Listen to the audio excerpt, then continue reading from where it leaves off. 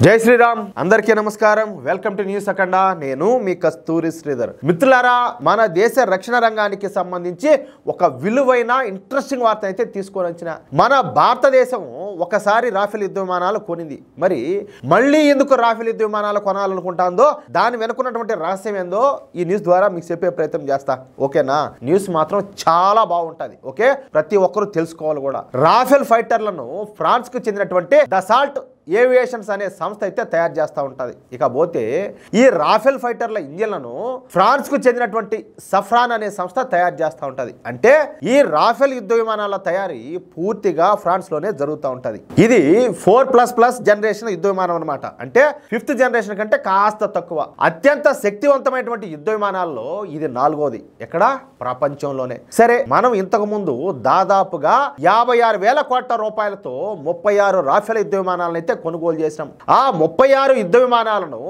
భారత air force కోసం కొనుగోలు చేసి వాటిల్ని భారత ఎయిర్ ఫోర్స్ కి అయితే అందించాం ఇక ఇప్పుడు మళ్ళీ భారత్ నేవీ కోసం కొత్తగా మరొక 26 రాఫెల్ ఎం యుద్ధ విమానాలను అయితే కొనుగోలు చేస్తున్నాం అనమాట ఇవి పూర్తిగా నావెల్ బేస్డ్ యుద్ధ విమానాలు మొత్తంగా ఈ 26 నావెల్ బేస్డ్ రాఫెల్ యుద్ధ విమానాలను 63,000 కోట్ల రూపాయలతో కొనుగోలు చేయనున్నాం నిజానికి ఈ నావెల్ బేస్డ్ యుద్ధ విమానాలకు సంబంధించినటువంటి పోటీలో అమెరికన్ F-18 యుద్ధ విమానాలు కూడా రాఫెల్ ఎం విమానాలకు ఏ మాత్రం కూడా తీసిపో కొంచెం జాగ్రత్తగా నాలి మీరు ఓకేనా మళ్ళీ కన్ఫ్యూజ్ అయిపోతుంది పైగా ఈ రాఫెల్ ఎం కన్నా ఇంకాస్త అధునాతనమైనటి అనమాట ఏ అమెరికాకు చెందినటువంటి F-18 యుద్ధ విమానాలు ఓకేనా పైగా అమెరికాలో ఇప్పుడు ఉండేది వచ్చేసి డొనాల్డ్ ట్రంప్ ప్రభుత్వం ఒక్క మాట కన్నా చెబితే చాలు డొనాల్డ్ ట్రంప్ ఈ డీల్ తయారు చేసి మనకైతే అందిస్తాడు అయినప్పటికీ మన భారతదేశం అమెరికా నుంచి కాకుండా ఫ్రాన్స్ నుంచే ఈ నావెల్ బేస్డ్ యుద్ధ విమానాలను కొనుగోలు చేస్తుంది అందుగల కారణాలు ఏమిటో ఇప్పుడు నేను మీకు చెప్పే ప్రయత్నం చేస్తా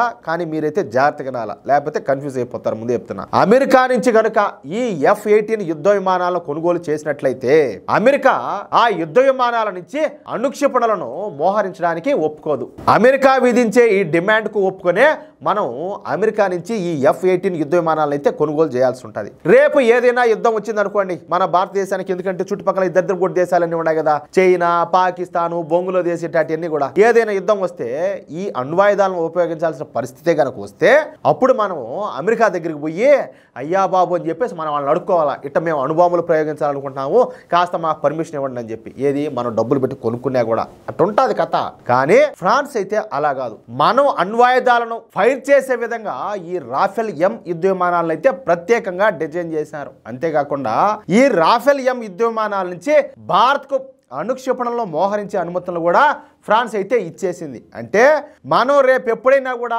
యుద్ధం వస్తే అంటే మన చుట్టుపక్కల అన్ని కూడా శత్రు దేశాలే కదా ఈ పాకిస్తాను చైనా బంగ్లాదేశ్ ఇవన్నీ కూడా కాబట్టి రేపు ఎప్పుడైనా వాటి యుద్ధం వచ్చింది అనుకోండి ఈ రాఫెల్ ఎం ఫైటర్ల నుంచి స్వేచ్ఛగా అణుక్షిపణలు అయితే మన శత్రువుల పైన ప్రయోగించవచ్చు ఇకపోతే మీటియోర్ మిసైల్స్ ఈ మీటియోర్ మిసైల్స్ అంటే BVR మిసైల్స్ అనమాట అంటే బియాండ్ విజువల్ రేంజ్ మిసైల్స్ అంటే ఈ మీటియోర్ మిసైల్స్ నే గేమ్ చేంజర్స్ అని కూడా అంటారు ఈ రాఫెల్ డీల్ విషయంలో చైనా భయపడుతుంది ఈ మీటియోర్ మిసైల్స్ కే ఇవి ఎయిర్ టు ఎయిర్ మిసైల్స్ అనమాట ఇవి హై ఎక్స్ప్లోజివ్ బ్లాస్ట్ ఫ్రాగ్మెంటేషన్ వార్హెడ్లను అయితే కలిగి ఉంటాయి ఇక్కడ జాగ్రత్తగా వినాల వీటి వేగం వచ్చేసి మ్యాచ్ 4 అంటే గంటకు 4,940 కిలోమీటర్లు ఇక ఈ మీటియోర్ మిసైల్స్ ఆపరేషన్ రేంజ్ వచ్చేసి 200 కిలోమీటర్లు అనమాట కానీ ఈ చైనా వద్ద ఉన్నటువంటి ఈ BVR మిసైల్స్ రేంజ్ 150 కిలోమీటర్లు మాత్రమే ఈ మధ్యనే చైనా 200 కిలోమీటర్ల ఈ BVR మిసైల్స్ ను తయారు చేసామని చెప్పి చెప్తాంది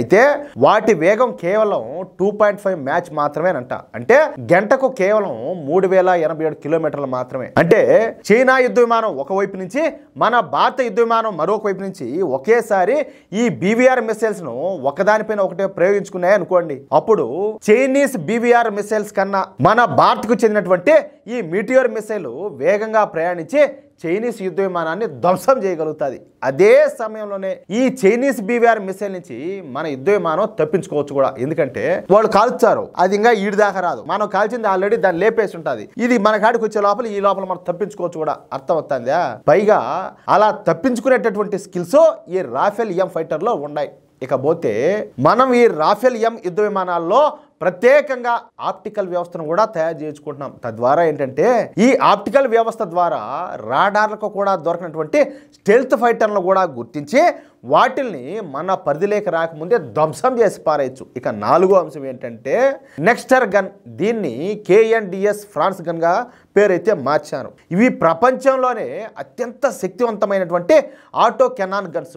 ఇవి నిమిషానికి ఏకంగా 800 రౌండ్లు కాల్పులు అయితే జరపగలుగుతాయి. అదేదో యానిమల్ సినిమాలో ఆయన ఎవరు రణబీర్ కపూర్ ఎవరు ఏదో ప్రత్యేకంగా ఒక పెద్ద గన్ను ఒకదాన్ని తయారు చేయించుకొచ్చుకొని చెవుల్లోంచి రక్తం గారేటట్టు చెవులు కూడా ఎనపడకుండా పోయేటట్టు డగ్గ డగ్గ డగ్గ డగ్గ డగ్గమని కాల్చాడు. బిల్డింగ్తో కూడా గోడలతో కూడా పెడిపోయేట్టుగా. దాని అమ్మ మొగుడిది. అర్థమవుతుందా? నిమిషానికి 800 రౌండ్లు అంటే తమాషా. ఒకసారి ఊహించుకోండి. ఇక ఈ కారణాలన్నింటి చేత మోడీ ప్రభుత్వం అమెరికా నుంచి కాకుండా ఫ్రాన్స్ నుంచి మళ్ళీ ఈ రాఫెల్ నావెల్ బేస్డ్ యుద్ధ విమానాలను అయితే కొనుగోలు చేస్తుంది. అర్థమవుతుందా? అంటే చూడండి, నరేంద్ర మోడీ ప్రభుత్వం మన దేశ రక్షణ రంగాన్ని ఏ స్థాయిలో అభివృద్ధి చేస్తుందో దీన్ని బట్టి మనం అర్థం చేసుకోవచ్చు. అలాగే మన దేశం మీద ఈగ కూడా వాలకుండా ఒక ఉక్కు కవచాన్ని అయితే నిర్మిస్తున్నారు నరేంద్ర మోడీ గారు. అర్థమవుతుందా?